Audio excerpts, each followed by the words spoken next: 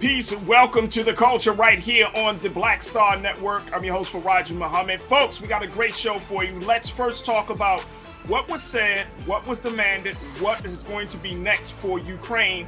As Ukrainian President Zelensky speaks to Congress this morning, we'll share with you a little bit of what he had to say and break it all down. Also, Wells Fargo has approved less than half of many applications, mortgage applications, primarily from Black mortgage homeowners.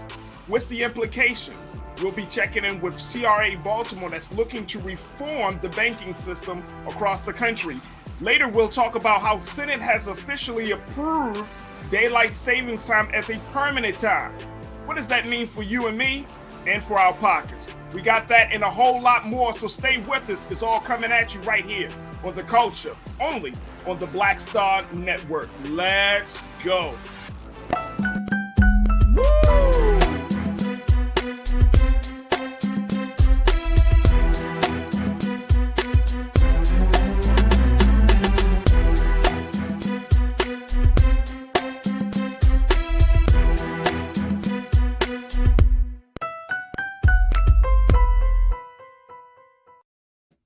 Folks, welcome to the show this afternoon. We got a lot to get to, so let's jump right into it.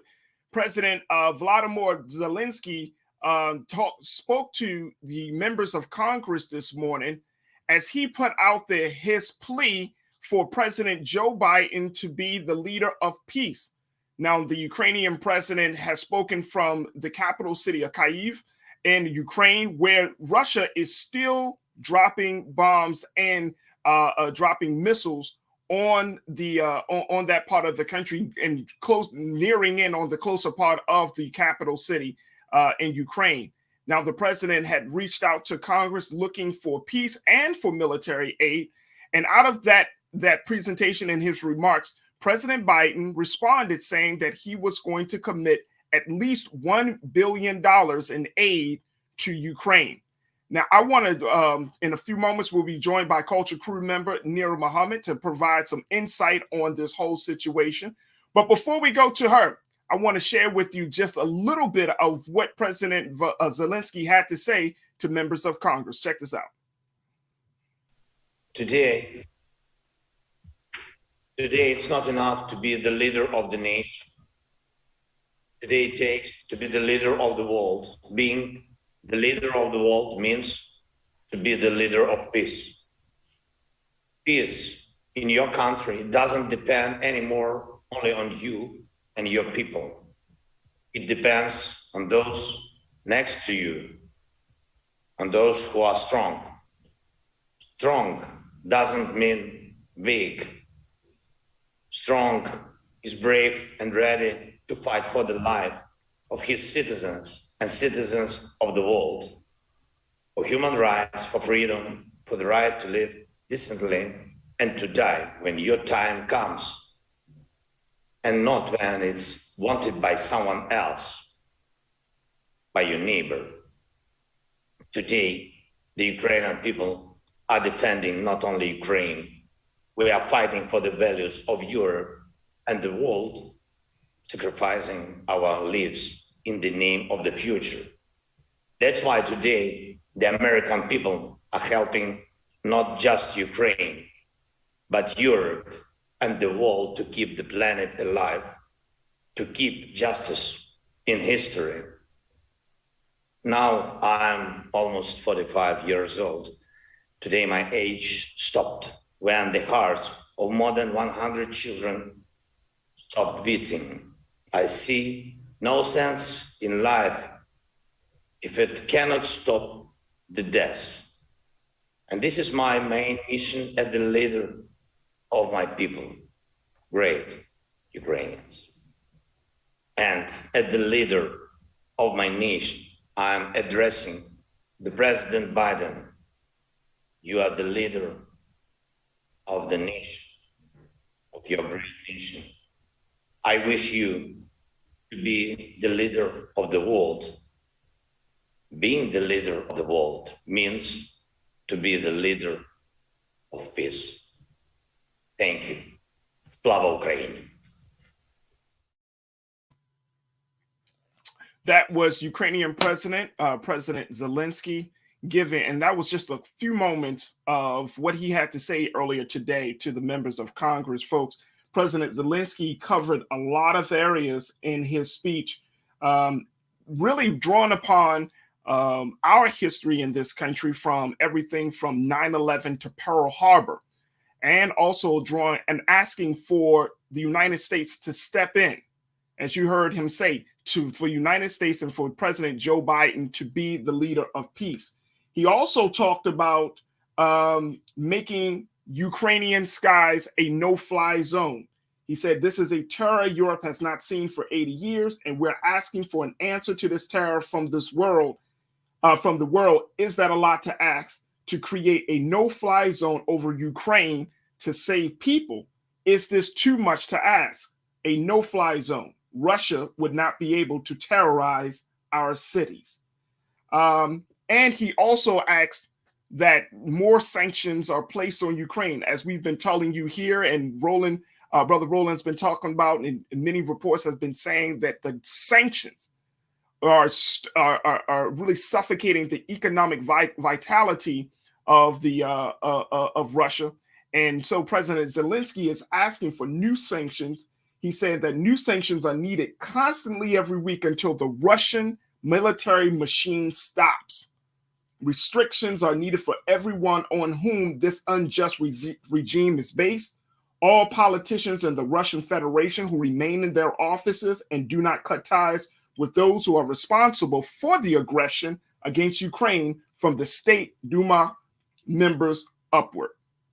I want to bring in culture crew member Nira Muhammad, who is an author, and she is the host of Queen Talks with Nira Muhammad, and to give us some her insight about this whole situation. Nira, thank you so much, dear, for checking in. It's always good to have you. Hey, Farajii, it's always great to be on the show. Absolutely, absolutely. Let's talk a little bit about what we're seeing right now. Just to, I kind of just went over just a few points. The biggest point is that in this address that President Zelensky gave, he was really not just asking for military aid, but he was really pulling on the emotional heartstrings of Congress members, really putting it out there, reminding us about everything from some of the great tragedies of this history of this country, Pearl Harbor, 9/11, asking President Biden to be the leader of the world that advocates for peace. What do you make of all of this? To be honest, as I was listening to him speak, all I could think about was the Africans, the Indians, and the Asians who were unjustly treated in Ukraine during this time. While we've been looking at the Ukrainian people, and while they have been wanting justice from everyone from around the world, they want rallying cries. They've been taken in by all of their neighbors when they flee the Ukraine. I can't help but to not care anymore. At first, I took a completely different approach. At first, I was team, let's help Ukraine. But once I started seeing those pictures of what has been happening to Black and brown and yellow people over in Ukraine, I honestly don't care anymore. I think that they are racist people. And I think that as Black people, as a Black woman, I have no say in what goes on there. I did care before, because as a person, I genuinely care about what happens in the world. I believe that no one's freedom should be infringed upon. I agree wholeheartedly with everything that he said. But as I was sitting there, I wondered, does this only apply to white people? And I mean, when you look at a situation, one of the big, I would say one of the outcomes for this whole conflict is the impact that it's making, not just on the Russian people, not on the Ukrainian people, it's on the American public. I mean, from everything from gas prices to all types of, like you're saying, it creates a level of division among the American people, because we're being told one thing and then something else is happening. And it puts everybody, I think it puts a lot of countries in a very hard position, where we have to internally ask ourselves, okay, what are my values in this conflict, or what do I want to advocate for? I mean, it's that's what it sounds like, that the space that you're in as well, that you've taken some time. I genuinely, I would like to see President Biden address it. I want to see other European leaders, African leaders. I would like to see world leaders address the racism that has been taking place in the Ukraine. And I want to hear the president of Ukraine address the racism. I want to hear him address why police officers were beating black and brown people, why they were forcing them off of buses, why they were leaving them out in the cold and in long lines for days. That's what I want to know, because I was all team Ukraine before I saw what was happening. And now, to be honest, I really have checked out of what's going on in the Ukraine. Yes, it does impact us in America. And so we do, to a certain degree, we do have to be involved because, yes, our gas prices are skyrocketing, not just our gas prices, our food, so many different things. All of, we're dealing with inflation like crazy here in America. But I still want to see something be said for the black and brown people. It's all over media. So why are our leaders not addressing it? Or maybe I've just missed something because I've been checking out and teaching, and once I'm teaching, that kind of checks me out of life. Right. But when I get off, I want to stare at a wall. But honestly, like, who's going to address it? Who is going to talk about the fact that even in the midst of this crisis, black and brown people are still being treated like we're 3/5 of human beings still in 2022? Yeah. These are students who were there to be doctors at that, medical students, engineering students. These aren't, these are some serious black folk, intelligent black and brown people. And this is how they're being treated. Yeah. I'm not okay with that. I need that to be addressed. I daggone sure wouldn't send my son to go fight in a war for Ukraine. Why? He's brown. He's black. You don't care about his skin. You don't care about him as a person. You don't value his life. And I think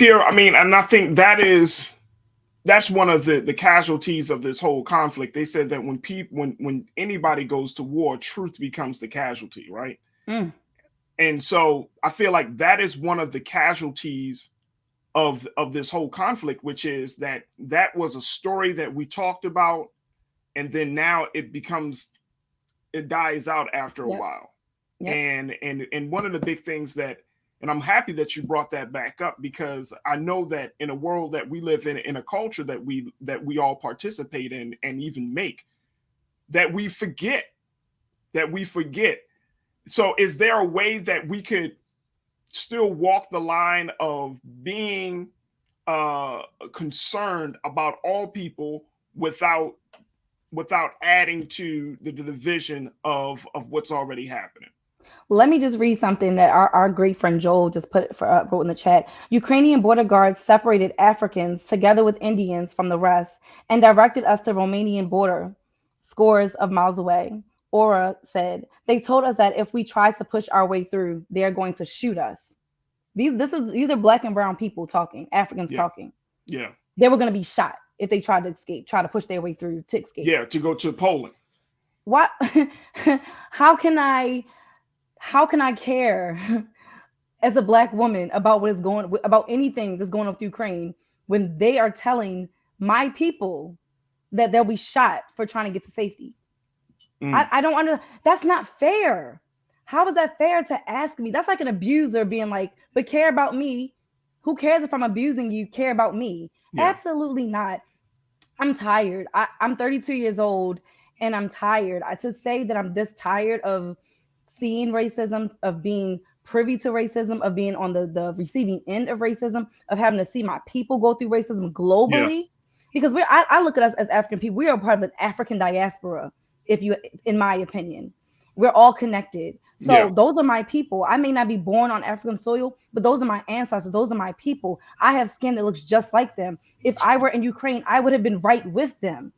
So with that being said, why should I give a flying F-U-C-K about the Ukrainian people when they don't care about me or my people? Let me just share with you what some of the folks from our YouTube chat are saying, and folks continue to post your comments. But Dujima Boutique, hopefully I'm saying that name correctly. Sister is right. Can the U.S. also extend this grace to Haitians, Palestinians, Libyans, Yemens, etc., and all the countries U.S. have violated their human rights? Caden Baseball Footage said, quote, come on, the Africans pillaged their education system and upset that they are not the first out. Should Ukraine get their people out first?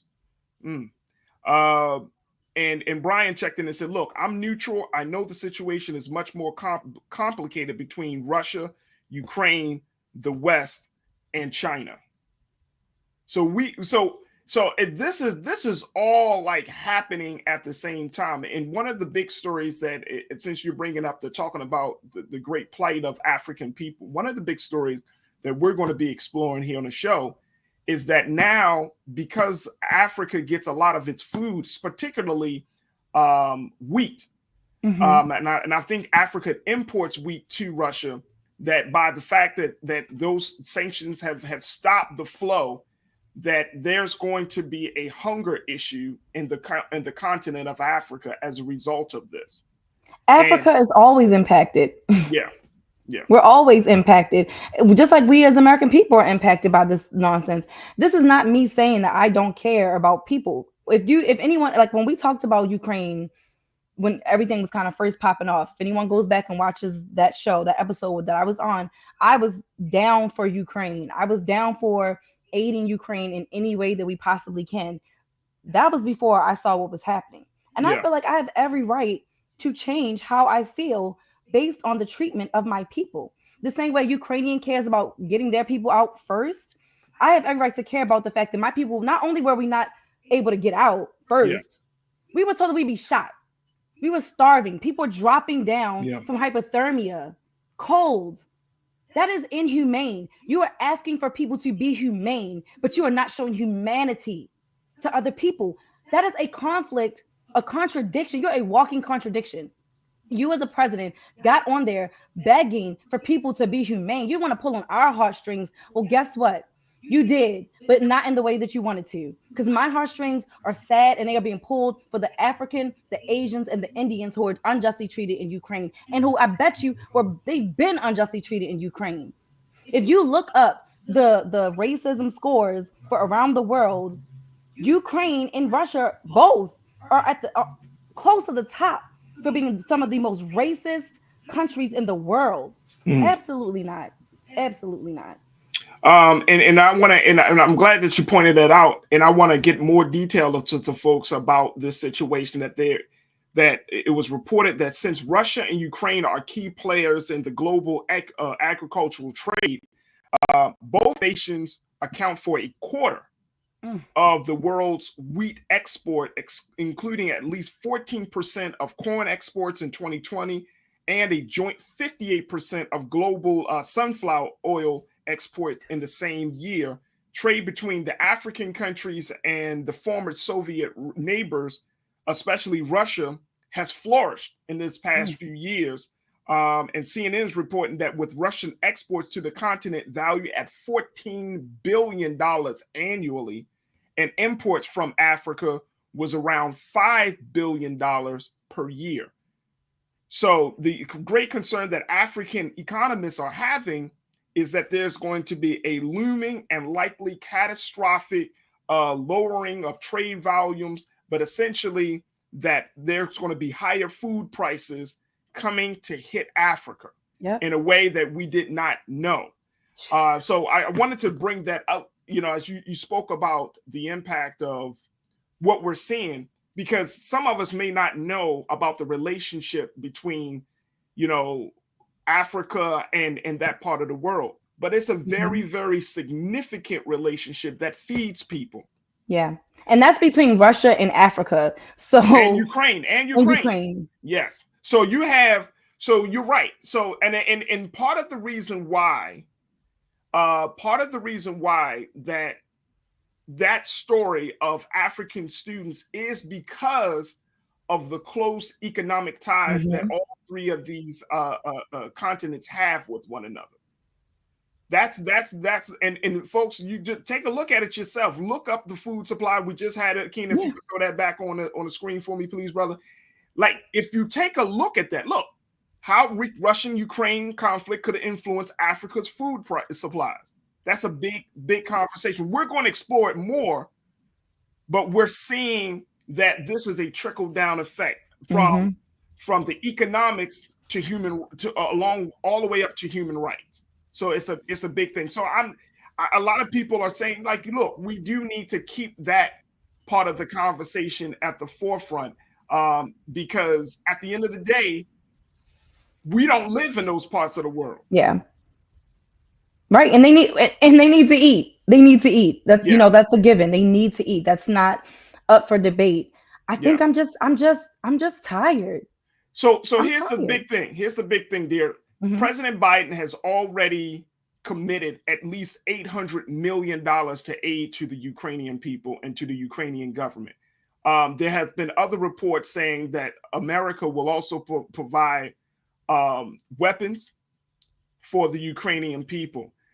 And I know you're not a quote unquote, foreign policy expert and all of those things, but what just using common sense, what do you foresee happening with America's role over the next 30 days with this situation? I mean, we're in the third week of this conflict. What do you foresee happening?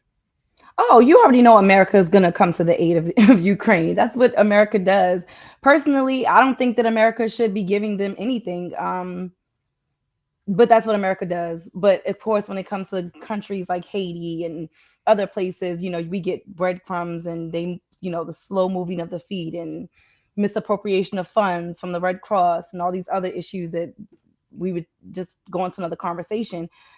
But again, the American people is starving. The American people, we have issues on our own soil that need to be dealt with. Again, I can't say that we need to not be a part of this conversation because, again, Ukraine and Russia impact so much of the world, as we all know, as we're seeing and learning more and more. But again, we have to educate ourselves because let's be real, we don't know what's going on in Ukraine and Russia. We have no clue. Hell, most people didn't realize how close Russia actually was to America because, we look at it on a flat map often. So we like, oh, Russia's all the way over here, not realizing like, oh, this is actually a circle.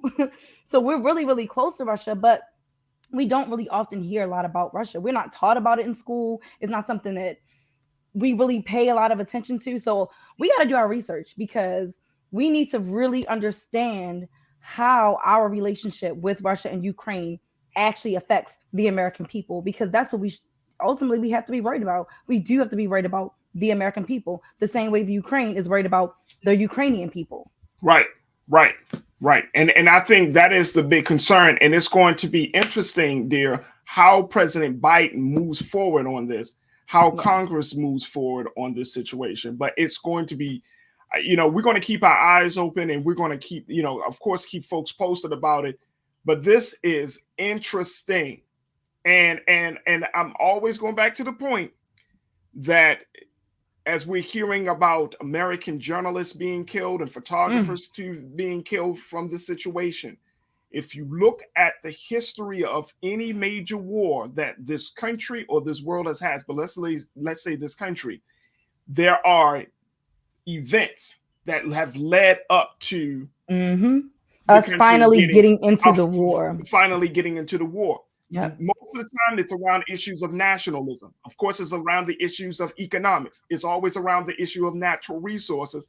And it's around the issue of, like the death of an American or the death of a number of Americans. So when we see all of these things happening, it's going to be highly, highly important that all of us keep our eyes open and not just think that that's over there, we're over here. Yeah, I agree. Over there can soon visit us over here. Well, I mean, Farajii, it's already affecting us over here. We're already I already seen memes about people riding on scooters or riding on a horse because of like gas prices are out of control. We saw it with even our food supply. How much does it cost for a pack of chicken? The amount of money that I've been paying for chicken, y'all, I never thought I would pay for chicken, but I'm buying it. I'm still gonna buy that chicken, no matter how much it costs. I'm not gonna lie. I am black, but like these things are affecting us. We cannot pretend like they do not affect us. But I can tell you one thing: this beautiful brown body will not be fighting in any European war. Period. That's all I'm gonna say. All right. My tax dollars might have to go to it. I have no control of where my tax dollars go, but my body, I got control of where that goes, and I will not be fighting for any white man's war. Period. All right, there it is, Nir Muhammad. We got to take a quick pause. When we come back, let's switch gears, folks. Let's talk about Wells Fargo, how they have approved less than half of mortgage applications for Black homeowners, and how their history continues to show the great discrimination of home ownership in America. We're going to be checking in with the coordinator of CRA Baltimore, Jules Dunham, to give us some insight about how the banking system can possibly take accountability and be reformed. So stay tuned for that conversation. We got a lot to get to in the second 30 of The Culture right here on the Black Star Network. We'll be right back.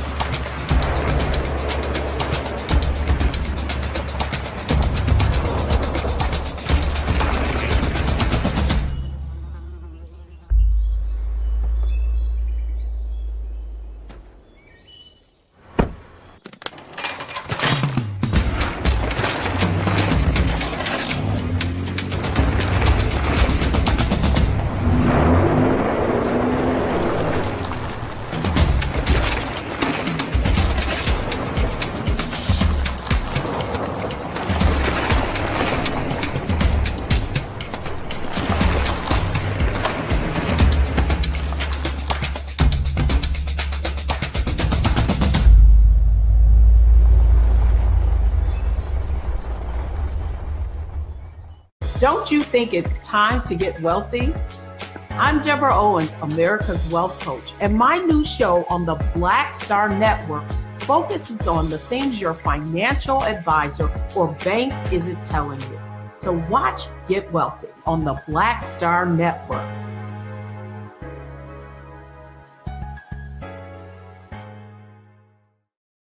Pull up a chair, take your seat. The Black Tape with me, Dr. Greg Carr, here on the Black Star Network. Every week, we'll take a deeper dive into the world we're living in. Join the conversation only on the Black Star Network. Hi, I'm Dr. Jackie Hood Martin, and I have a question for you. Ever feel as if your life is teetering and the weight and pressure of the world is consistently on your shoulders? Well, let me tell you, living a balanced life isn't easy. Join me each Tuesday on Black Star Network for a Balanced Life with Dr. Jackie. We'll laugh together, cry together, pull ourselves together, and cheer each other on. So join me for new shows each Tuesday on Black Star Network, A Balanced Life with Dr. Jackie.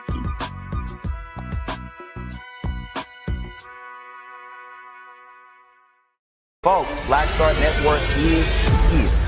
Oh, no punches! I'm real revolutionary right now. Support this man, Black Media. He makes sure that our stories are told. Thank you for being the voice of Black America, Roland. Stay black. I love y'all. All momentum we have now, we have to keep this going. The video looks phenomenal. See, there's a difference between Black Star Network and Black-owned media and something like CNN. You can't be Black-owned media and be scared. It's time to be smart. Bring your eyeballs home. You dig?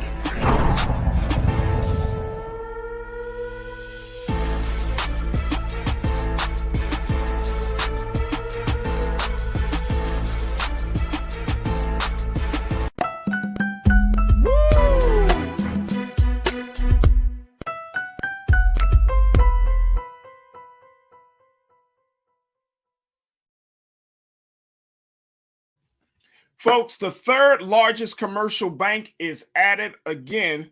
They're put on blast yet again for discriminatory practice. I'm talking about Wells Fargo, where they have shown that they have not really improved the relationship with the Black community. According to Bloomberg News, I want you to think about this. Bloomberg News did an analysis that was published on March 11th, and it showed that Wells Fargo approved less than half of the mortgage refinancing applications submitted by Black homeowners across the country in 2020. I want us to look at this, folks. Wells Fargo the third largest commercial bank, they approve less than half of the mortgage refinancing applications submitted by Black homeowners across the country in 2020. As a comparison, the bank approved 72% of applications submitted by white homeowners and 67% by Asians and 53% of Hispanic homeowners. Here to talk to us a little bit about what Wells Fargo is doing, and most importantly, what we can do to reform the banking system, especially in the area of home loans and mortgages. We have Ms. Jules Dunham, who serves as the coordinator for the group CRA Baltimore. This is a group that is going after the banks, making them more accountable for their investment in the Black community. And I want to welcome Jules to the show. Jules, thank you so much for checking in. How are you this afternoon? Hey, good afternoon, Farajii. I am well. I'm happy to be with you. Thank you so much for joining us. And in a few moments, we're going to bring back Culture crew member Nir Muhammad.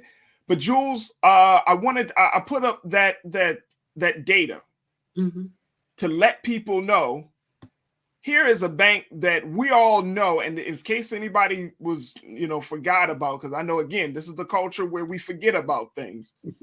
Back in 2008, this was the bank that fell apart, that the federal government had to resuscitate. They were on the verge of shutting their doors. I remember that. They were giving out faulty bank loans. They were doing some really shady practices and with their mortgages. I mean, they were just doing a lot of just craziness that impacted Black and brown communities from getting homes, businesses, and other ways, other assets. This is a real problem. Now to see this bank still doing these type of discriminatory practices, Jules, I'm trying to understand, why is this bank still in existence? Why hasn't there been somebody to really call them out? Why hasn't the government stopped them? Why are people still getting loans from this bank? How are they able to keep the trust and while still doing these things? Well, you have to realize that the majority of their depository holders are not us. And so therefore, there aren't enough of us who are saying this is unacceptable, what you are doing to Black and brown communities all across the country. And so we really can't get the bandwidth. But you're absolutely right, Farajii. Wells Fargo has been a predatory lender in the past, and they said they were going to do better. But what's very interesting is, they had to pay $184 million in a settlement, even though they would not admit fault. But they paid $184 million because of their discriminatory lending practices. And they said, we promised to do better. But just last year, in 2021, they had to be slapped on the hand again because they haven't done better. And so, but we are not organized and mobilized, unfortunately, enough in our communities to even think that we can take on a mammoth such as Wells Fargo.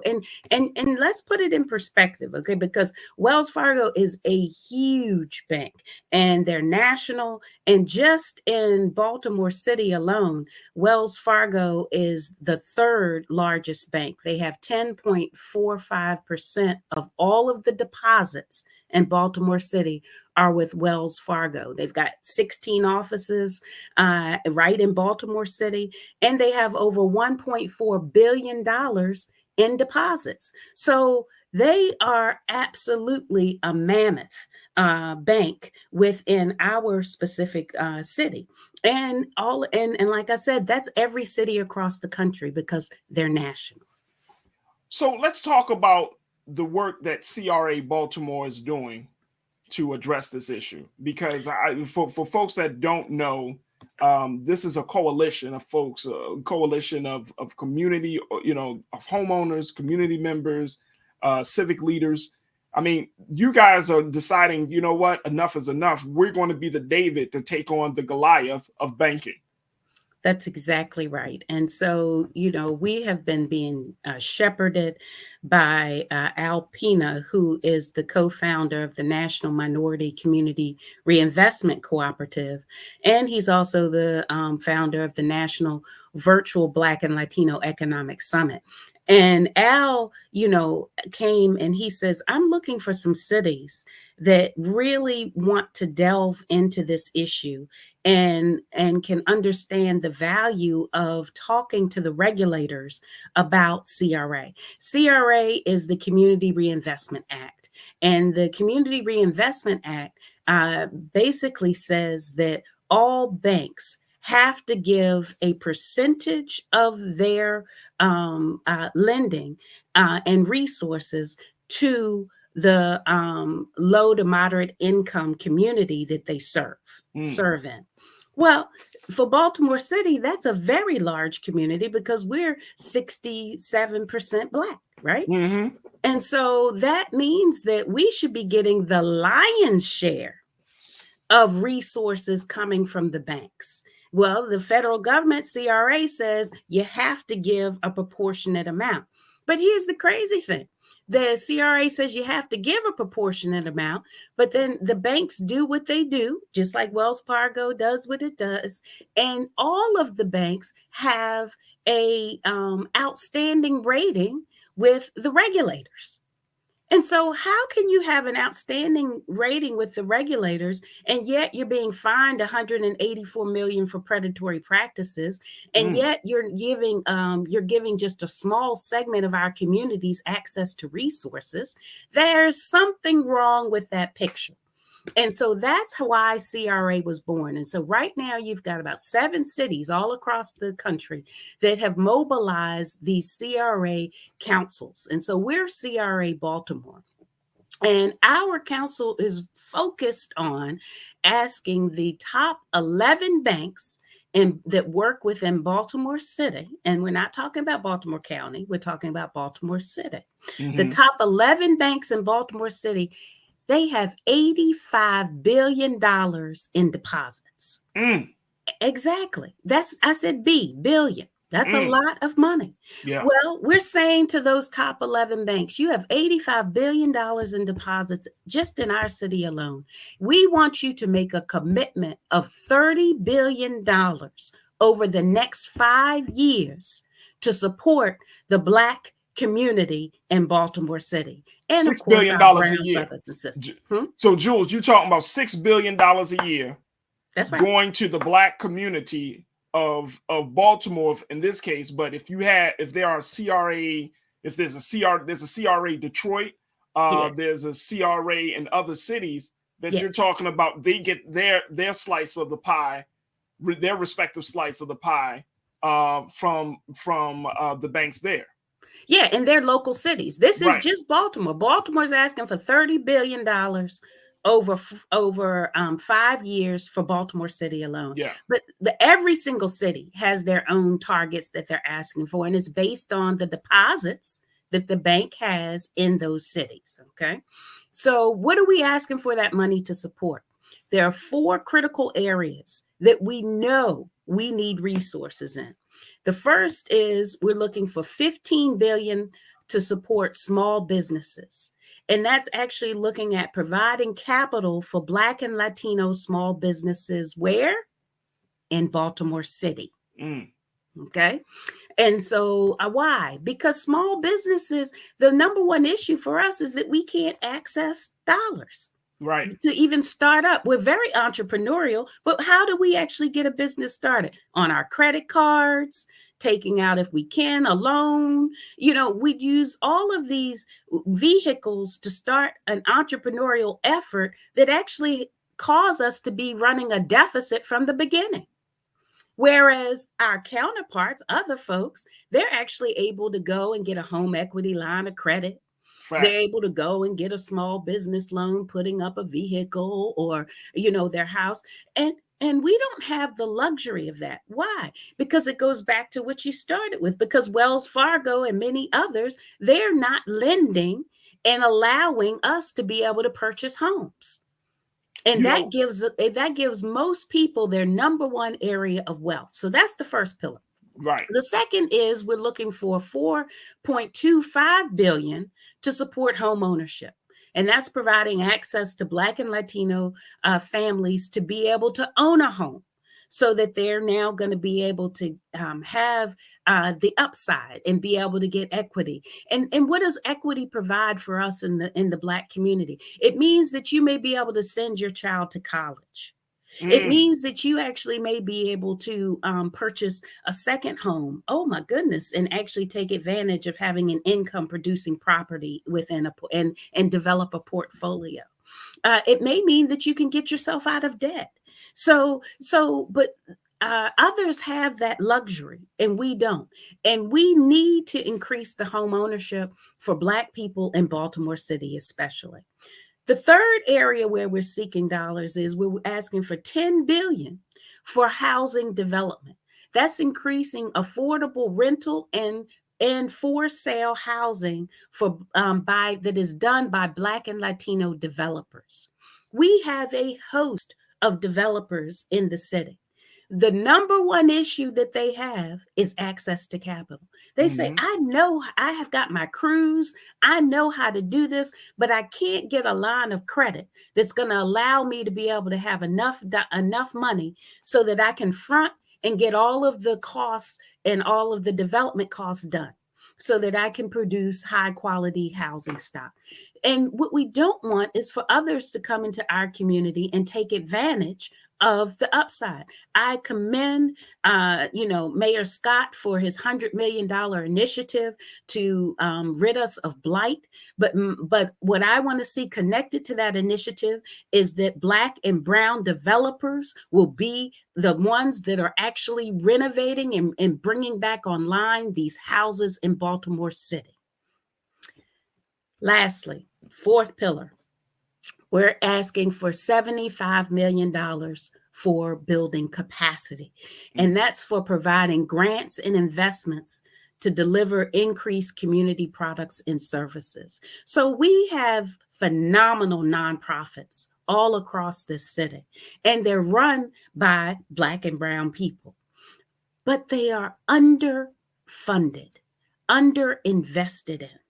And so we have to be able to get money that is going to be able to be pumped back into these nonprofits so that they can actually do what they do at a larger scale. Yeah. We've got United Ways of the world. They get $10 million grants and we get $10,000 grants. Right.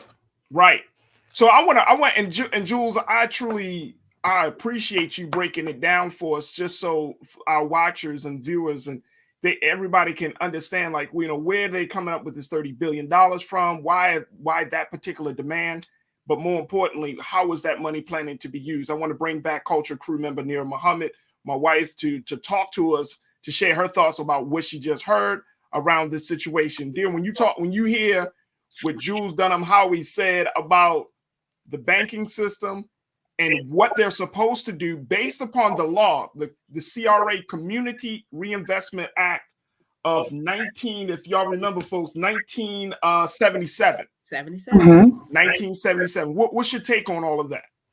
It hit so close to home for me because I remember as a small business owner, I remember trying to take out a small business loan. And then I don't even think it was for a lot. I think it was literally for about $10,000, but it was really capital that would have been really, really beneficial to help me with my business and really getting it off the ground. And I remember they were like, okay, well, you need some equity for this loan. So they were like, okay, well, do you have a vehicle? So I was like, yeah, I do have a vehicle. And I remember giving them like all of my vehicle information and they were like, yeah, no, we can't accept your vehicle.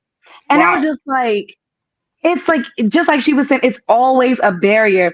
As Black and brown people, we can literally come out of high school and go into debt with student loans, but we cannot come out of high school and go into debt with a small business loan. Why is that?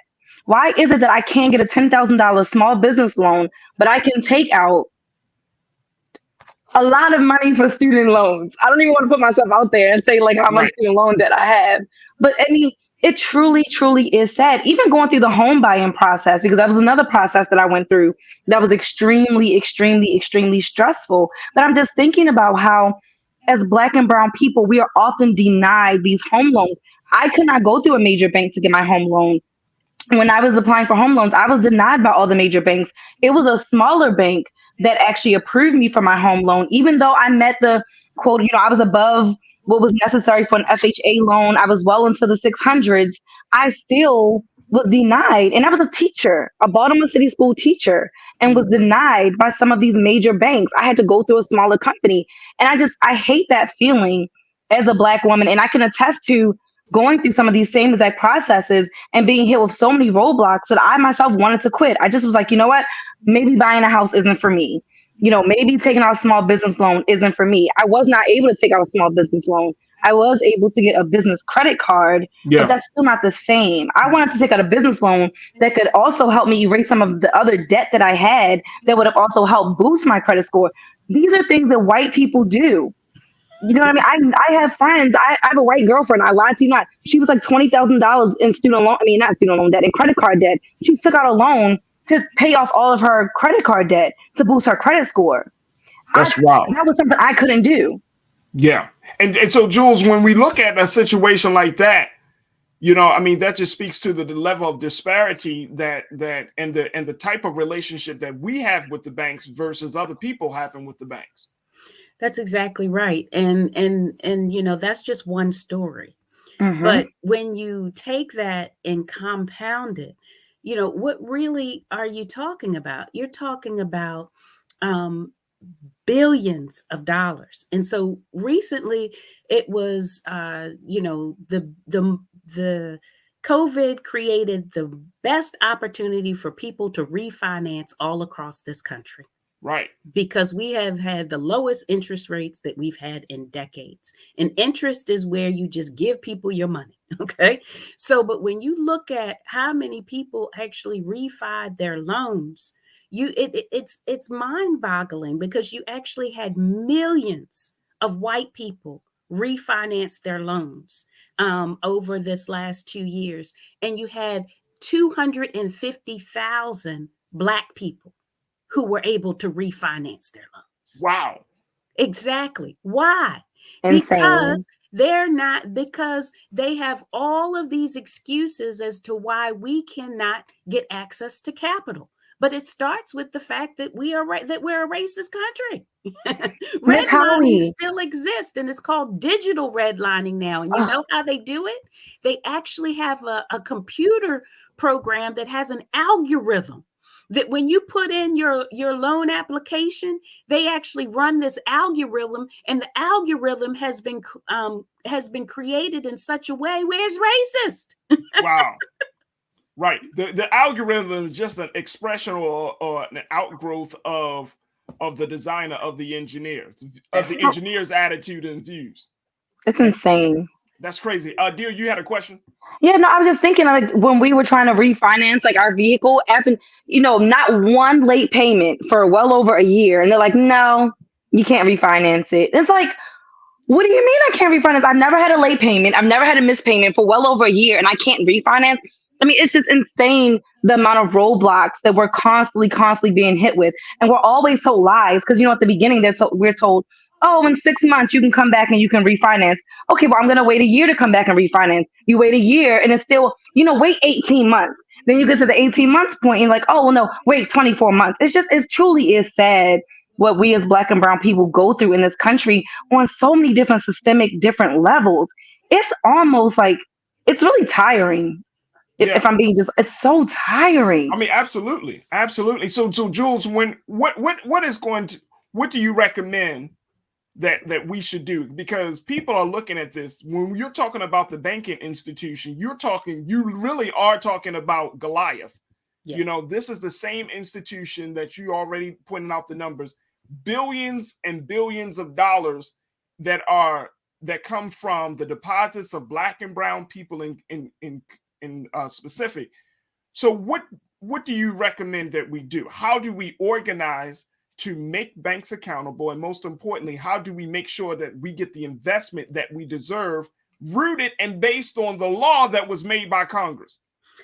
Well, I'm glad you asked, because you have to get to the place where you actually do come up with solutions. And so CRA Baltimore is an accountability watchdog coalition made up of organizations all across the city. And we invite you to be a part of our coalition force and check us out, crabaltimore.com. Sign up to get on our mailing list. We have hundreds of people on there right now. And we actually are going to be bringing the banks to the table annually and doing an annual report card to let people know how well they're doing with the commitments that they've made to Baltimore City. So it starts with us keeping our eye on the prize. We have to make certain that we hold them accountable. And what they like to do is put a little shiny object in front of us. Oh, well, we gave this 500,000. We gave this 10,000.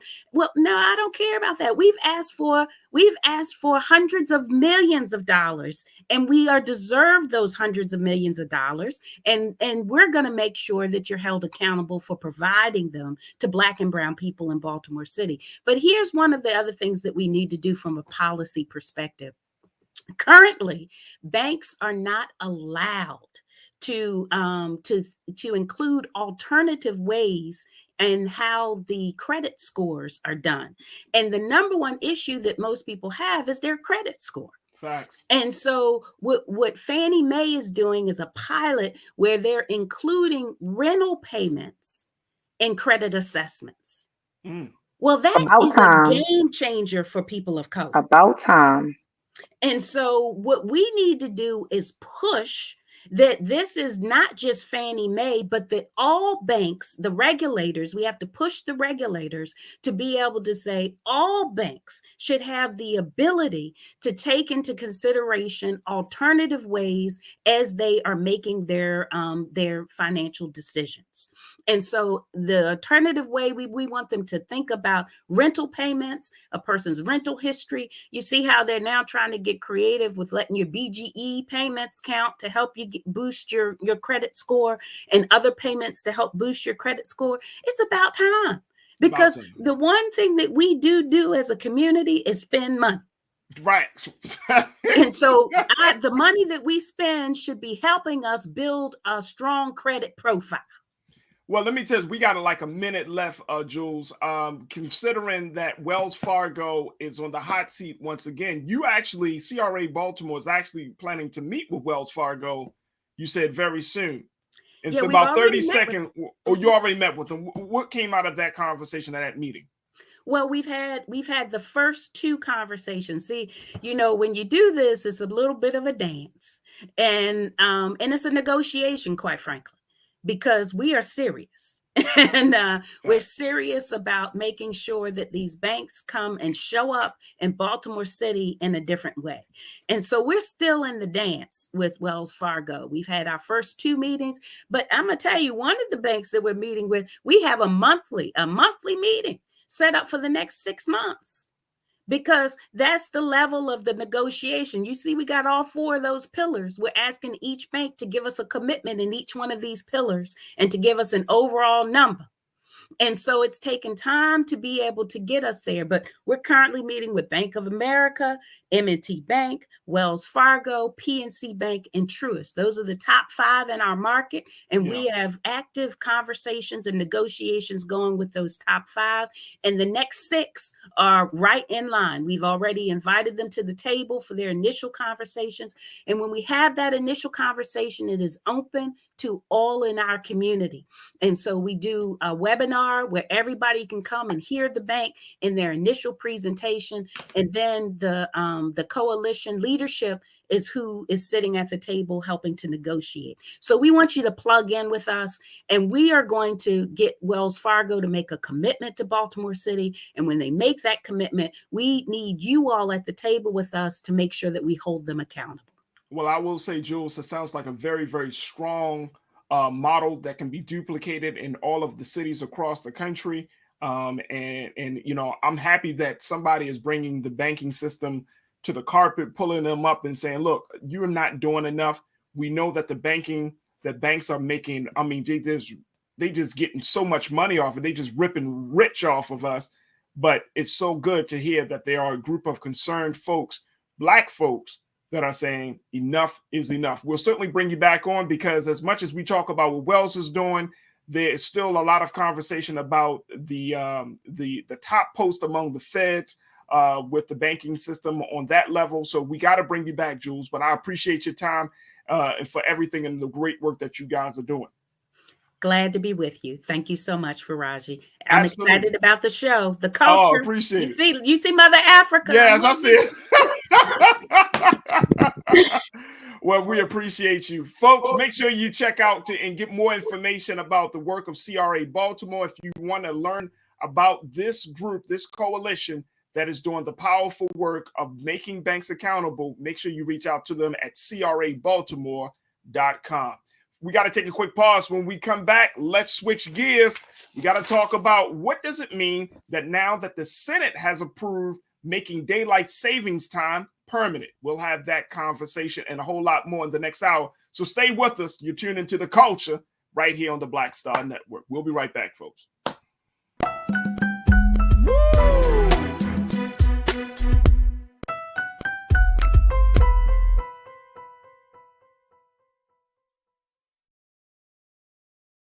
Don't you think it's time to get wealthy? I'm Deborah Owens, America's Wealth Coach, and my new show on the Black Star Network focuses on the things your financial advisor or bank isn't telling you.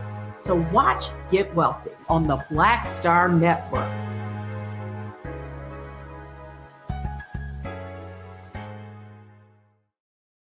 Hi, I'm Dr. Jackie Hood Martin, and I have a question for you. Ever feel as if your life is teetering and the weight and pressure of the world is consistently on your shoulders? Well, let me tell you, living a balanced life isn't easy. Join me each Tuesday on Black Star Network for A Balanced Life with Dr. Jackie. We'll laugh together, cry together, pull ourselves together, and cheer each other on. So join me for new shows each Tuesday on Black Star Network, A Balanced Life with Dr. Jackie.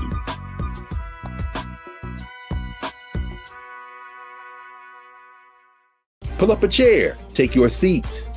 The Black Tape with me, Dr. Greg Carr, here on the Black Star Network. Every week, we'll take a deeper dive into the world we're living in. Join the conversation only on the Black Star Network.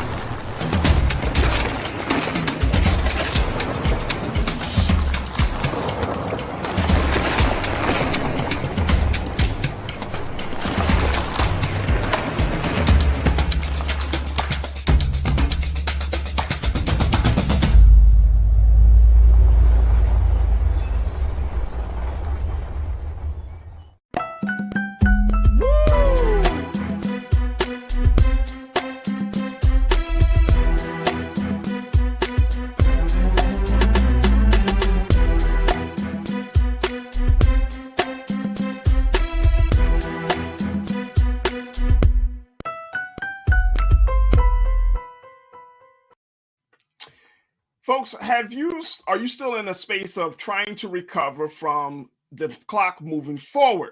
Well, if you are, you're certainly not alone. Now it looks like that Congress has decided to do something that instead of us shifting from back to forward, that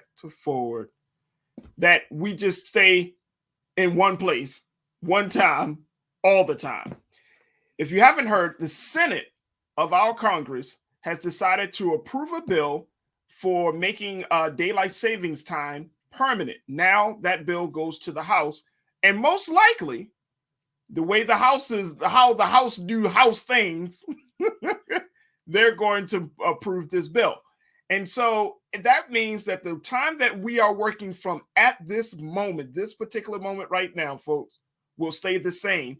And that come 2023, that we will no longer do the biannual switching of the time. Now, what does that mean for us? It means that we get to enjoy life a little differently. But I always found it fascinating. This is one of the reasons why I wanted to have this conversation. I found it fascinating that we are living in a time where we can adjust the clocks or try to regulate time to fit our interests and needs. I want to bring back Culture Crew member Nira Muhammad, who is an author. She is also an activist, and she serves as the host of Queen Talks with Nira Muhammad, the podcast that can be heard on all podcast streaming platforms. Nira, thank you so much, dear, for checking back in with us for the second hour. Always a pleasure for us. Sounds like I'm having a little trouble there. You're having a little trouble there. I see that. You actually, we talked about this, and you were like, dear, I am still trying to keep up. I'm still trying to catch up an extra hour. Like, you felt this hour this year. I feel it every year. And I think as educators, we feel it every year. Monday, like half my class was late to school on Monday. Let me just say that.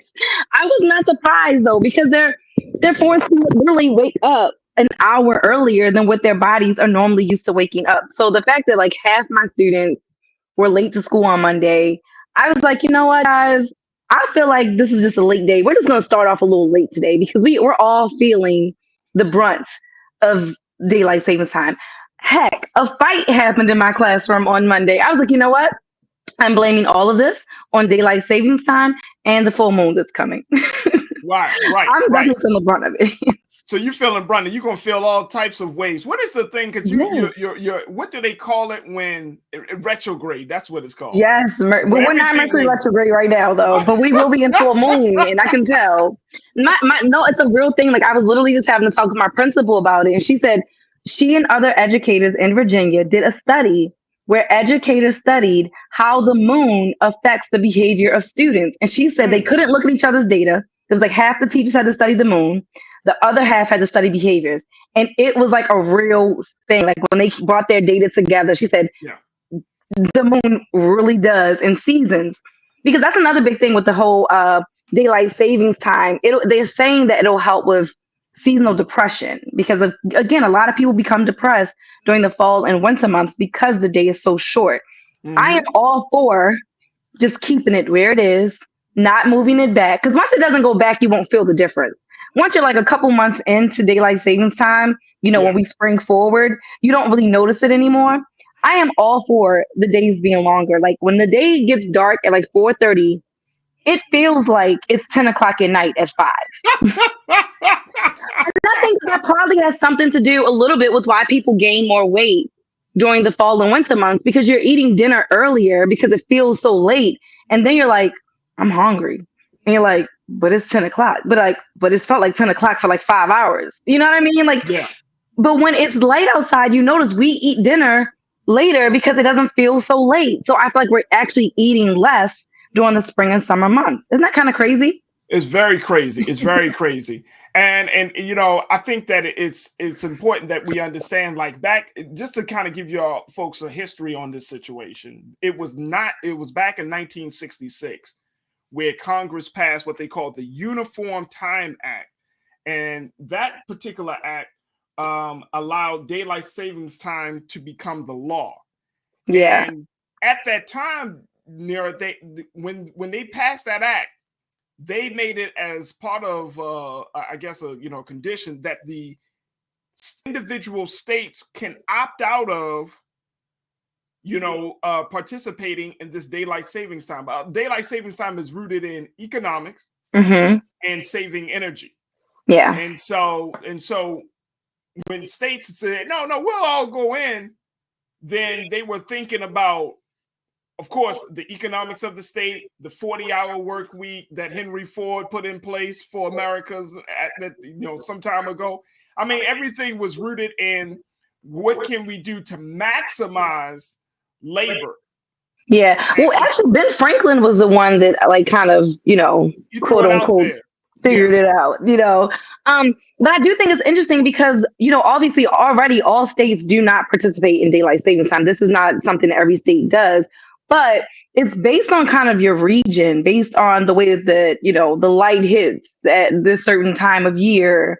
There are a lot of benefits to daylight savings time. And even with us changing it, there's going to be some ramifications for the animals, for our livestock, because they're used to this schedule. So it's going to take some readjusting. But I do feel like the benefits, like, they're saying that it can help with childhood obesity by ridding daylight savings time. So again, I do feel like I do want more hours of the day, because I do find myself becoming a little bit seasonally depressed as well during those winter months, at least here in Maryland. Now, how I feel in, the sunny place that I'm going to might be different. But for now, I do get seasonal depression because I'm like, it's 5 o'clock and I'm thinking it's 10 o'clock. And I do eat a lot more in the winter. So basically you saying that if it's sunny outside, then you can lose weight. That sounds terrible. No, but I really it sounds bad, but if you really, really think about it, I want people to just take a moment and really think about your habits during the winter months. You're not as active. It's cold. It's dark. You're home. Yeah. Especially as women, we women, once we come home from work and it's dark outside, listen, the bra is off, the wig is off. Okay, she's at the door. I get it. I'm gonna leave a trail. A trail to the bedroom. Original self at that time. Listen, it's like a Bratz doll. I took it all off, baby. I'm not coming back out. It's dark. But it's only 6 o'clock. Is it? Is it only 6 o'clock? Because it feels like midnight. The moon is out. You haven't even eaten dinner yet, Mom. I've eaten dinner. Y'all have to figure something out. No, let me stop playing. So you want me to eat a second dinner because you're hungry? Oh, you want to eat dinner at 7? No. But this is an interesting thing. Do you believe that the House is going to pass this new daylight savings time bill? You think they're going to keep it permanent? I do, but if they do pass it, just be prepared. We are going to have to change back at the end of this year. It won't become permanent until November of 2023. Right. So at the end of this year, we are going to go back an hour, and then next year we'll go forward. And then if we go back in November 2023, that means we're going to go back again. Listen. Well, no. It's once. So once 2023 comes, that's it. But it says it's not until November. It says November of 2023. Right. That's after. Isn't that after? No, you're right. Because we go back. I think one more time. It'll be just one time. Yeah, we'll be fine. Yeah, it'll be one more time. One more time. One more change. Well, here's the other thing. No, we're gonna go back this year. Then we got to spring forward next year, and then we stop at spring forward. Okay. See how we gotta break this down so we can you gotta plan your life around this, You don't have to plan your life around it. Because you know why? Most of our technology automatically updates itself. I'm not talking about that, Farajii. I'm talking about my sleep schedule. What are you talking about? Oh my gosh. So you talk about your sleep schedule as if, okay. You gotta plan your life around your sleep schedule.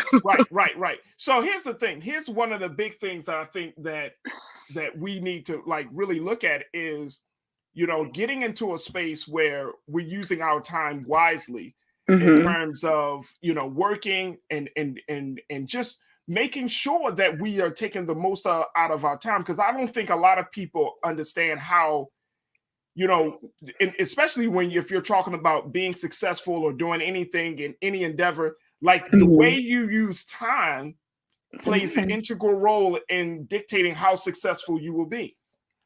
Which is why we need the Sunshine Protection Act. We need as much sunlight. Did you wait? Whoa. What's the Sunshine Protection Act? That's what it's called. Act. Okay. Right. Yeah, that's what it's called. I'm just making sure. Okay, go ahead. I'm sorry. Go ahead.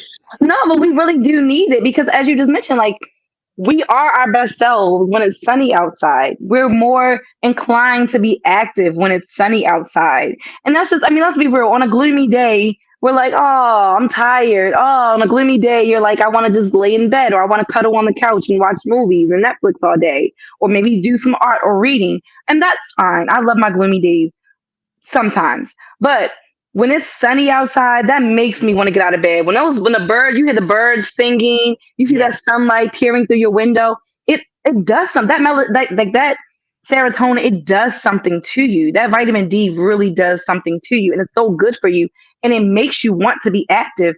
That's why we're outside more during the spring and summertime months, because it's not just because it's warm outside, but it's also because it's sunlight outside.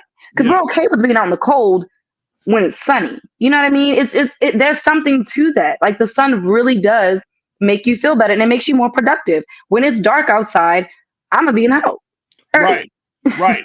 Being in early. All right, folks are checking in. McCole checked in and said, look, they need to keep daylight savings time. I prefer more sunlight. Who doesn't? McCole, I'm with you 100%. You know, I personally, I love windows. I love opening windows. I want the sun to hit every square inch of my home. I just love windows. I love the sunlight. And I know that, to your point there, that it does do something to your mind. But I think that we also need to preface that you, even on gloomy days, you have to find a reason to smile and to shine. Oh yes, I love gloomy days. I found reasons to love gloomy days, i.e., reading, laying in bed, eating on the couch. That's my gloomy day thing. But honestly, no, there's something to that sunlight. There's something to even just the way that it makes you feel. You know what I mean? Like, it's something to what it does to your body, to your skin, just everything about it. So I am all for the Sunshine Protection Act. I love the idea that it's not going to be dark as I don't know what at 5 p.m. And I'm curious to see what it's going to look like. Now, I don't know if I'm going to get to experience that, though, because of where I'm moving to. But when I do come back to Baltimore in the fall, I'm curious to see how it looks, because right now, all I do know is that it gets really dark really early. But I'm excited to see what that's going to look like when they, don't change it back. Well, you know what? Here's the other thing. You're not the only one. McCole, you're not the only one. I'm not the only one. According to a poll that was conducted back in October of last year from the Associated Press and the Newark Center for Public Affairs Research, they said about 3/4 of Americans recently said they would prefer not switching back and forth between standard and daylight saving time. For sure. The experts have also said, and you spoke about some of the consequences in terms of mental health being one of the big ones, but sleep disruption and a temporary uptick in traffic accidents. Oh, and crime. They said it's not by not changing it, we also cut down on crime as well, which I thought was very, very interesting. That by not going back, and again, and I don't know if that has something to do with it being dark outside. Do more crimes happen when it's darker outside? I don't know if that correlates to why they believe the crime will go down. I think that's really interesting. 48 years ago, dear, they tried to make this happen. This was during 1973, about 48, 49 years ago. President Nixon, he signed a bill into law which pushed the U.S. on a daylight saving time for 2 years. He said the law went into effect on January 6, 1974. People thought that the law sounded good on paper. They liked the idea. The public, we love the idea of avoiding confusion and frustration. But what happened was sunrises became at 8 a.m. or later in the middle of winter. And then in some areas, sunrises could be as late as 9:30. Yikes. Now, again, President Nixon did this for 2 years. So that's the other side of this conversation, folks, that some things are going to be switched. And if, for example, you are an educator, you are a teacher. We know that school starts in you put the side all that. I guess you know where I'm getting to, right?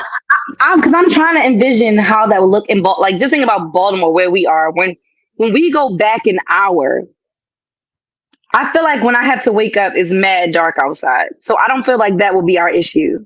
Yeah, because it's really, really dark outside when we go to sleep and when we wake up. So I feel like by leaving it the way that it is now, it'll be lighter outside earlier. And it just stays darker. I mean, brighter, longer. Like, you know what I mean? I feel like during the winter months, when I get up at 6 a.m. in the winter months, it's super, super dark. But with time going forward, now I'm waking up at 7, it's bright outside. Oh, yeah. So I mean, if you're talking about from an educational standpoint, with children standing on bus stops waiting for their buses in the middle of the morning, I don't want it to go back, because when it goes back, they're outside in the dark, in the cold. Yeah. Yes. Yeah. And in Baltimore City, and I think across a lot of urban cities, our children don't have the luxury of having a yellow bus come pick them up in front of their home. No. I know my 15-year-old brother has to catch literally 2 buses to get to school in the morning. And what time is he usually out there on the bus stop? He hates going out there really, really early in the dark by himself. So he's late to school sometimes because he doesn't want to go out there at 6 o'clock in the morning. He'd rather go out there around 7 where it's lighter outside. But that's causing him to be late. So I've kind of gotten on him about it. But I do understand him not wanting to be outside so early in the dark by himself because he's really small. Yeah. But, you know, and he's trans. But still, so it's like, you know, I get it. And then even like just knowing that my students have to take more than one bus to get to school, I would prefer for them to have more daylight in the morning than even in the evening, because that's when they have to be out there in the dark. Well, let me just tell you, folks, when Richard Nixon did it, like, again, he did it, people were applauding him. Oh, man, this sounded great. When it started to interfere with what we considered to be sunrise and sunset, when it started to disrupt school schedules in some cases, even in terms of religious, in religion, of course, like the holy month of Ramadan and during Islam, you know, you have daylight, you have sunrise and sunset. I mean, those type of things are being affected. Public approval, when Richard Nixon put the law into action, his public approval for the law dropped severely and rapidly at that time from 79% in December of 1973 to 42% in February of 1974. I wonder though, which part of daylight savings did he leave it on? Did he leave it on fall back or spring forward? Yeah. Because that also makes a difference too. Do you leave it on fall back or do you leave it on spring forward? Well, at that time, by October of 1974, according to the history, Congress reversed course and put the country back on standard time for 4 months of the year. Jeez. Oof. And see, you know, and I mean, at first, when we first think about this time situation, at first it's like, oh, just put the clocks forward.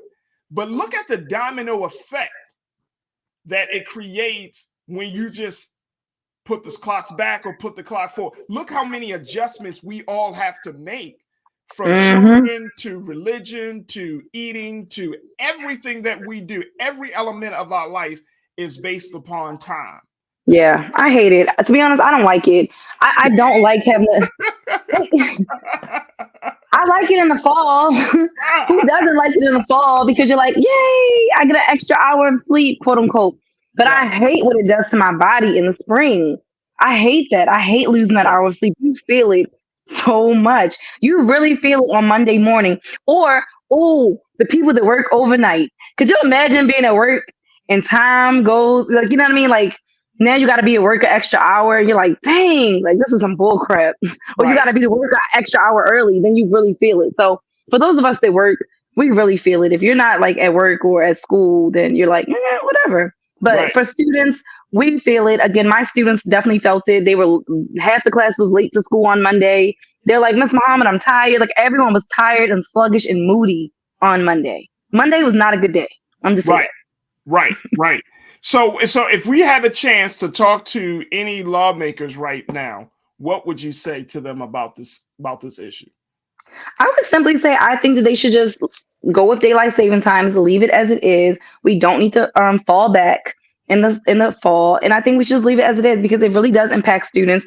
Let us just get used to one thing instead of kids and adults having to literally change. I mean, again, we just talked about how this affects our mental health, how it affects our sleep, how it affects our physical health. It affects so many different areas of our lives. Let's just try it out and see. Biden already got a low approval rating as it is. I mean, can this really hurt him anymore?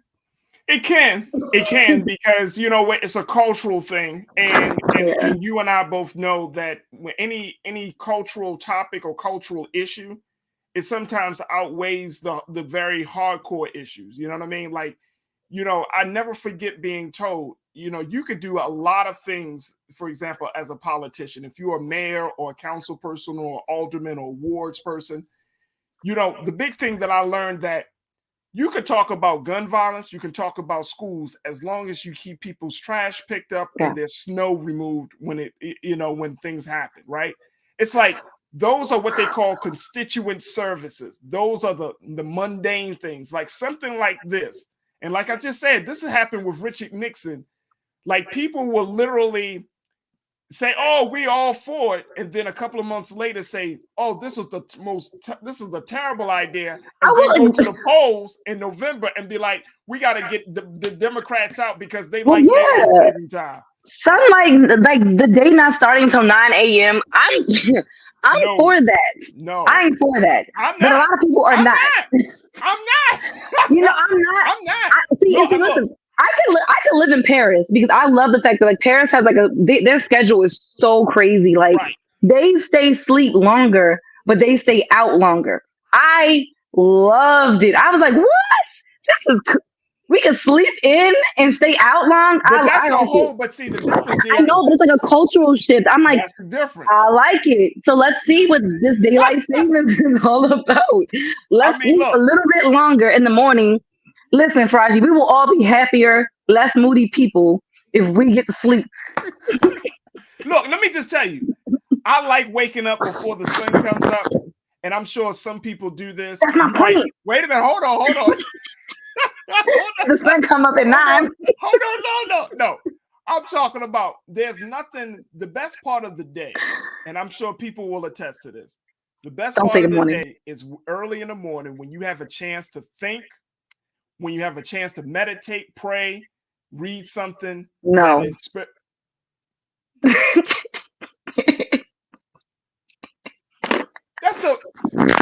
the best part of my day is when my kids are in bed. The house is quiet. Not a creature is stirring, not even a mouse. I'm an old Christmas song, baby. I'm an old Christmas carol. Look. I like it when it's quiet, it's dark. I like listen, I'm all about the moon. I call like my book that I'm writing is called I Am the Moon. So clearly you are I like night.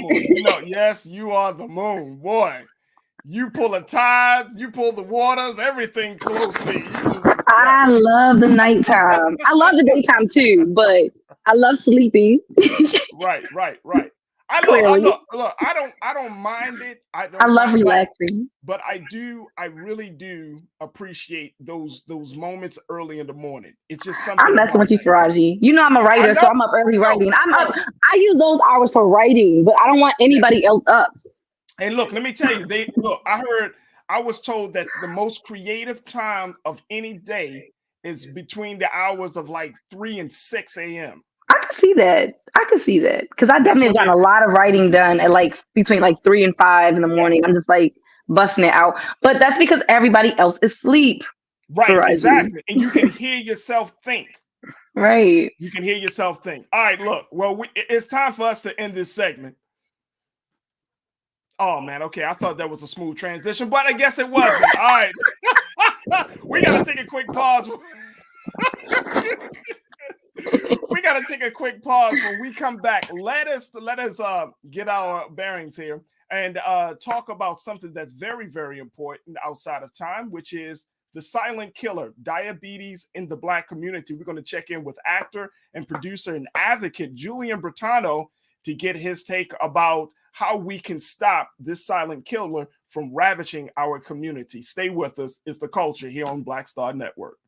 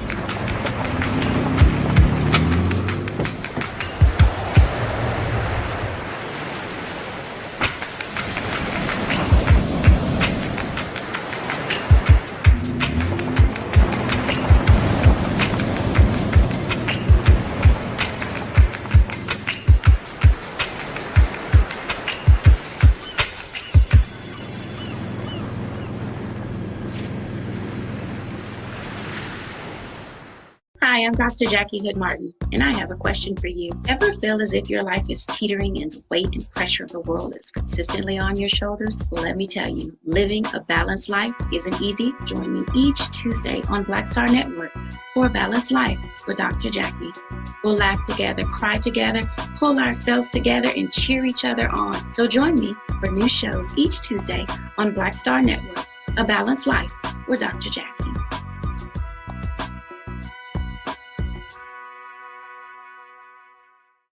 Pull up a chair, take your seat.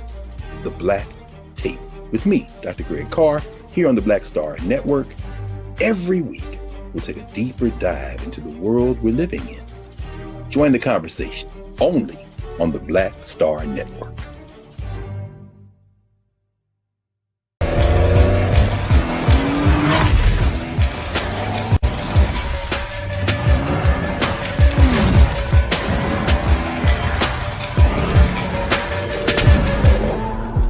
Folks, Black Star Network is here. Oh, no punches! I'm real revolutionary right now. Support this man, Black Media. He makes sure that our stories are told. Thank you for being the voice of Black America, Roland. Stay black. I love y'all. All momentum we have now, we have to keep this going. The video looks phenomenal. See, there's a difference between Black Star Network and Black-owned media and something like CNN. You can't be Black-owned media and be scared. It's time to be smart. Bring your eyeballs home. You dig?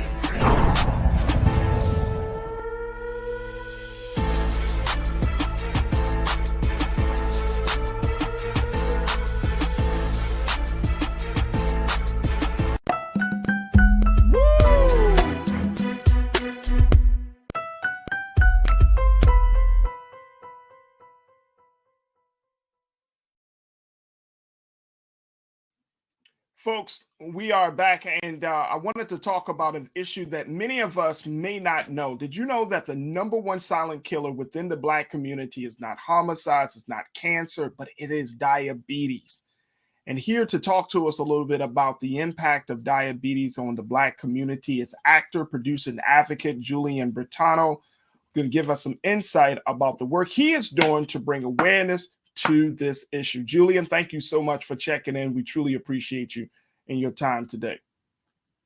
Oh, we're going to wait till you're going to get it. Okay, so let me just share this with you before, as Julian gets himself together, folks, because there have been a number of conversations about how do we deal with this issue of diabetes in this country. And I want to share with you very quickly something that I thought was absolutely riveting and fascinating. According to the University of Alabama at Birmingham, they did a study published in a medical journal by the name of Circulation, Genomic and Precision Medicine. And researchers found that while many African Americans, this is directly from the report, folks, so check this out. It says that while many African Americans, especially Those with a higher African ancestry proportion have a favorable lipid profile. They are at a higher risk of developing diabetes than those of white European ancestry. Now, look at this, folks.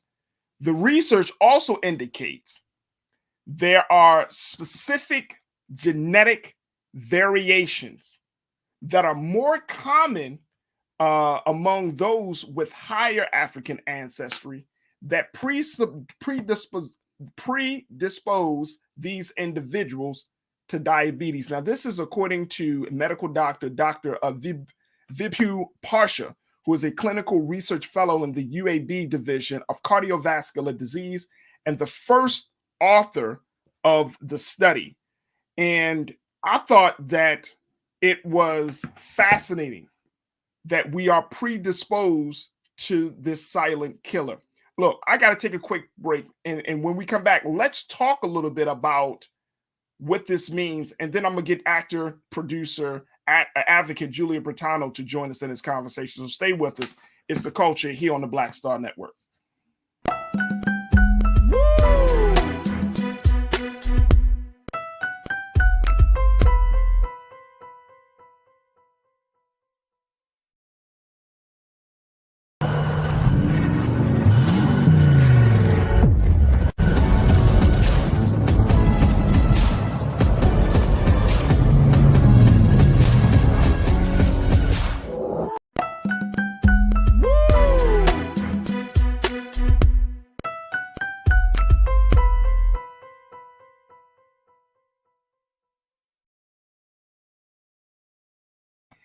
Welcome back to the show, folks. We are going to be talking just for a few moments about the silent killer of diabetes and its impact on the Black community. And as I shared with you from the University of Alabama at Birmingham, folks, it shows that Black adults actually at a higher risk of developing diabetes due to genetic variations and social health determinants. Let me just share with you what that actually means. According to, and I shared with you just a little bit of what Dr. Parsha said, but Dr. Parsha also said that the high risk of diabetes among non-Hispanic Black individuals can be attributed to social health determinants of health, including where people are born, live, learn, and work, along with age. If you're not taking care of yourself, if you're not eating the right foods, if you're not getting the necessary exercise, if you're not enjoying the sunlight while there's day, you may find yourself becoming diabetic. Let's bring in now Julian Bertano, who is an actor, producer, and advocate, and will be speaking for the National Association of Diabetes this coming week to talk to us a little bit about this issue. Julian, thank you so much for joining us here on The Culture, here on the Black Star Network. How are you, brother? I'm great, Raj. Thank you for having me on. I appreciate you much and everything you guys got going on. Go ahead. I was just going to say, you're welcome. You're welcome. First and foremost, folks may see in your face and say, he looks familiar. Yes, folks, he was in Oprah Winfrey's Greenleaf. He was he was right there next to Oprah herself in that bar scene. But Julian, you are also outside of what you're doing on screen, it's the work that you're doing off camera that I think is truly making the impact that we need to see, especially for our people in around the country. That is, you're an advocate of diabetes prevention. Talk to us about that work, brother. No, absolutely. And actually, in about less than an hour, I gotta get to the American Diabetes Association. They're having a kickoff for Tour de Cure, is what they call it. They've been doing it for 30 years, and it's a major fundraising event that brings awareness and just experiences for others to be able to share in everybody's plight and journey with diabetes. I was diagnosed for onset of type 2 diabetes back in 2008. And, at that point, I'm still a young guy now, still in the grand scheme of things. But back then I'm thinking, everything should be okay. I'll just lose some weight and make some things happen like that. And I thought I was okay, at the end of the day. And it circled back on me because of other things and other components of which I believe you were speaking of, such as lifestyles, total holistic lifestyle approach. It's not just weight management. You know, it is exercise, it's sunlight, it's also rest, proper rest. It's understanding how the body actually, the human body, especially people in our community, our bodies are really made more so for plant living. And that's the truth, maybe. Now, I'm not saying that everybody has to go plant-based or anything like that, but our bodies break proteins down differently than animal proteins.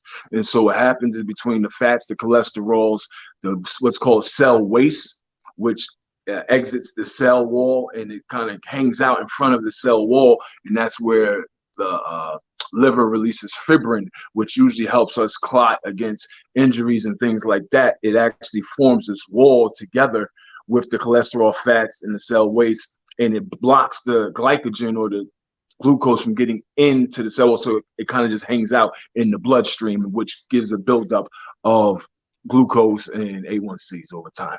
Right. And one of the things that I've learned, Julian, brother, is that anybody can get type 2 diabetes, but we see it more when you get into middle age, around the 40, the 48, 45-year-old age mark. Is that the case? It's actually, the number is decreasing and going lower. Wow. Now. Yeah, it's like I said, I was onset type 2 at 30 years old. And it was crazy. And then I started seeing other people that was diagnosed with type 2 diabetes. And it's lifestyle. It's lifestyle and nutrition and understanding your body. And you have to go to the doctor. Go get your blood work. I know a lot of us don't want to prescribe and think, oh, well, they're trying to kill us. Go see what's going on in your body. Yeah, I mean, that's the big thing. Like when we have conversations about physical health, right? And I mean, now I want to push back on that narrative that, for example, Black men don't like going to doctors. I don't know. I don't think that's the case, because I talk to a lot of brothers who are like, I go to the doctors as much as I can, especially when you get to a certain age, right? When you get 35 and older, you like, I need to go to the doctors. I need to get my blood work. When I went to the doctors to get my physical, they was like, do you want blood work? I mean, I want everything. I want blood work. I want STDs. I want everything. You know what I'm saying? Like, even though I know I'm good in some areas, I'm like, I just want to know. And I don't know whether it's the tests that are becoming the big wall, or is it just the attitudes and the stigma that's surrounding this idea that we're not invincible, that we may find ourselves in a vulnerable place when it comes to our health. I don't know which one is it. What was it for you? It was just being ignorant. I'm just being transparent, just being ignorant to the fact that I don't have all the answers. I didn't have all the answers. I wasn't good. You're thinking you're, like you said, invincible, and you think you're good to go, and you just don't know, because you're not a biologist. You're not a person that understands. You're not a doctor like that. Like, you don't know what's going on to your body. You have to take the steps to see what's happening, and do some research too, because there's a lot of things that may not be informed to you by your physician or doctor. Whether they know it, information, or they don't know it, that's irregardless. There's no excuse for you not to be able to gain your own intelligence about the subject matter. And so that's what I'm forced to do. I had an amputation last year. I had my big toe amputated, being ignorant, but I had to tap into that mindset of, okay, I'm not going to let this defeat me. I'm not going to let this, set me back. It was only minor setbacks. It wasn't even a setback. It was actually a setup for everything that I got going on now. So, but unfortunately, I had to go through what I had to go through. But, I just turn it and use it to be able to help others and tell my story and just my experiences. And that's really all I can do, is share my perspective and adjustments I made personally in my life to improve from a A1C of a 13.4 down to a 7.1 in 2 months. Wow. Okay, thank you. And that is beautiful. Still going. So that this is a journey. This is a journey. This is a big journey. I want to bring Nira Muhammad, my wife, and the artist and writer and host of Queen Talks with Nira Muhammad. I want to bring her back into this conversation. Nira, as you listening to Julian's story, what goes through your mind? Just that as Black people in general, especially our Black men, you do have to take your health very, very serious. I know you're big on your health, Farajii, but there are a lot of Black men out there who do not even think about going to the doctors. If they're sick, I'll drink some ginger ale, take some Tylenol, and keep it moving. Oh, man. So I do think it's really, really important for Black men to lead these conversations and to get other Black men on board and to hold your brothers accountable. So to hear a Black man talking about this and even sharing his personal experience, that's really, really inspiring, because that'll touch someone. Someone's going to be listening to this and be like, dang, I think I might need to go get checked out too. So to keep hearing Black men advocating for themselves and for other Black men, that's a beautiful thing. I love it, and I'm all for it. And what kind of support do you think is needed from spouses of Black men as well as community members for us, Julian, to make sure, like Nira said, that we do have these conversations, that we're creating a safe space where we're like, you know what, I need some help. I don't have things all together. I'm not good. What is needed from wives, girlfriends, mothers, grandmothers, and from the community? So, for instance, my wife has been nothing but supportive to the utmost, and I will always cherish that in her. Helping with my meal prep, things like that. Help, just reminders, and just being a mirror. You understand? Like, it really takes the spouse to be a mirror to show you where your flaws are, because that's what we do. We look in the mirror to check our flaws. We don't look to see how we want to make sure we're straight. So in order to do that, we have to detect that, and that's what your spouse, your significant other, does for you. And just be transparent about the conversation. You know, as the male, be transparent, like talk, be open, subject yourself to vulnerability, because that's the only way you're going to get down to the root and the meat of what you got to do. Absolutely. Final question, because I know that your time is limited, brother. So we appreciate you, Julian. But Nira talks about this fact of that you have all of these people, these come up with these like home remedies when we do get sick, not knowing that we might actually be very, very sick. How do we break out of the thinking like, oh, if I just do some home remedy, I should be good. I can go back to work for 10, 12 hours a day, instead of taking the time and say, you know what, let me take this mental and health day off and let me go to the doctors. How do we change that? That's going to take some deprogramming. Wow. Honestly. Wow. I mean, because people are used to it. They're used to, we're taught from as little boys, okay, you fell. So what? Get up and walk it off. Walk it off. We didn't even check it. That might be broken or sprained, but we're told to walk it off. So we're taught from very young to just, don't worry too much about it. It'll be okay. Long as you just be tough about it. That, there is a mindset to it all, which does play a role into recovery and to discipline.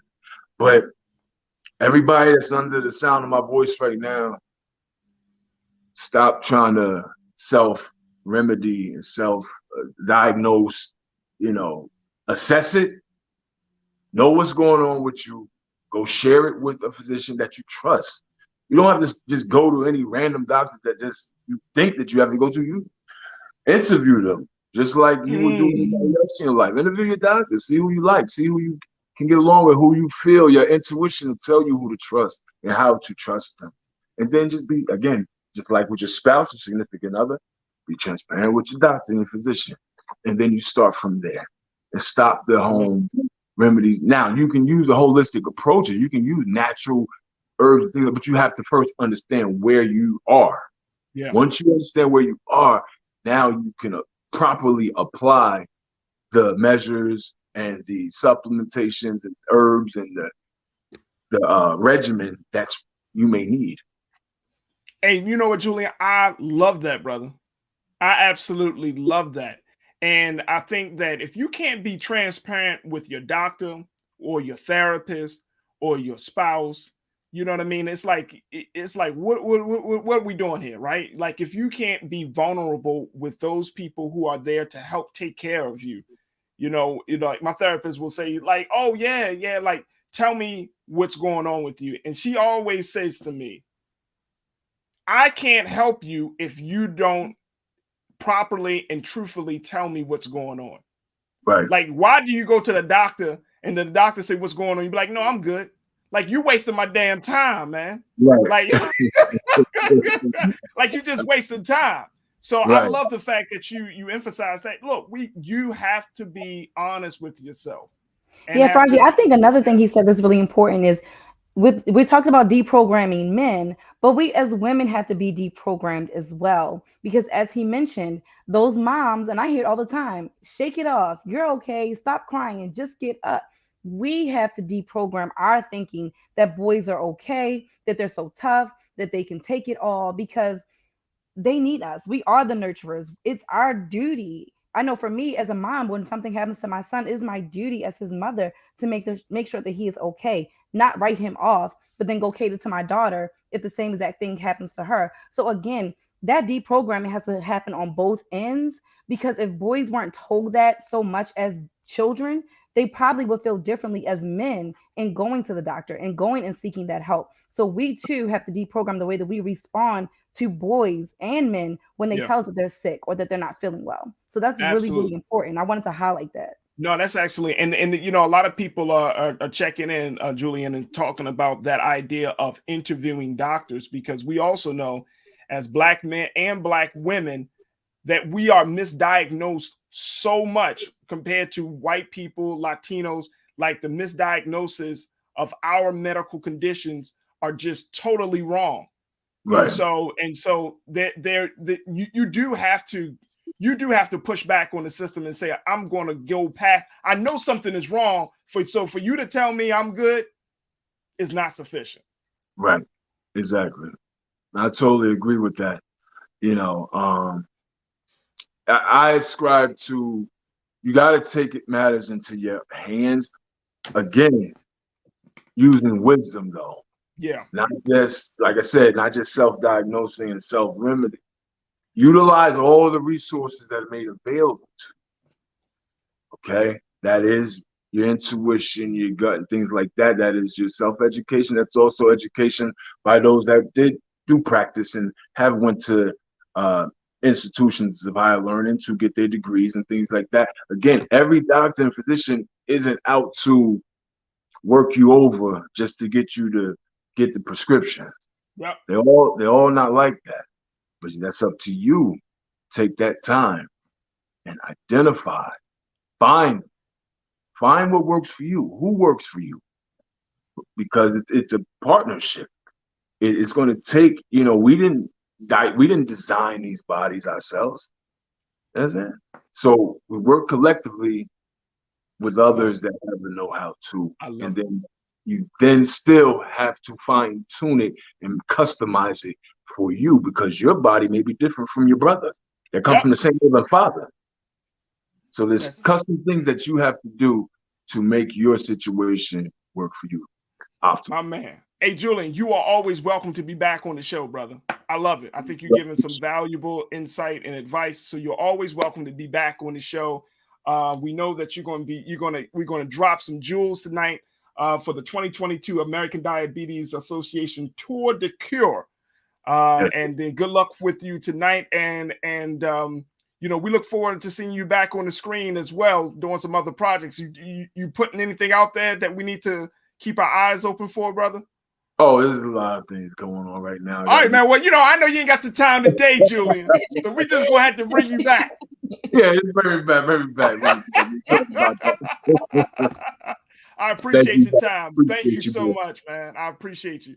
Folks, Julia Britano, who is a renowned actor, producer, and CEO, and he's also a rising hip-hop artist as well, checking in to talk about the silent killer, diabetes in America. Let me bring Nira back in here very quickly as we close out the show, because All right. Well, she got to put me on pause. I'm here. It's all good. Oh, okay. I'm here. Okay.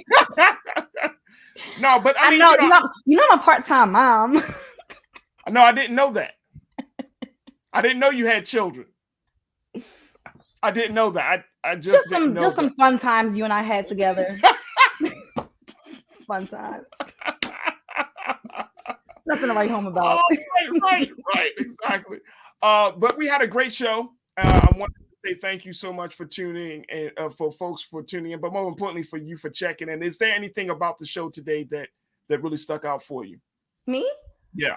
No, Farajii, I love being on the show. Actually, you and I'm gonna just throw this little mustard seed out there. Yeah. Hopefully somebody will be like, "Ooh," and then like you guys can like get on top of Farajii about it. So as you guys can see, like I'm a huge book nerd. Yeah. So Farajii and I have been throwing out this idea of us starting a book club where we read one book a month. We split the book into 4 quarters and we discuss a quarter of the book each week. So I'm hoping that we can do that. I already have like the first book that I want us to read, which is The Gilded Ones. So yeah, y'all stay on top of Farajii so we can have a book club because this is the culture. And I feel like we should be highlighting Black authors all up and down this show. It's a new show. So I'm letting Farajii get his feet wet first. But I'm gonna stay on him, y'all, and I hope y'all stay on him too. But we need a book club. Let's get it popping. So. There it is right there. I love it.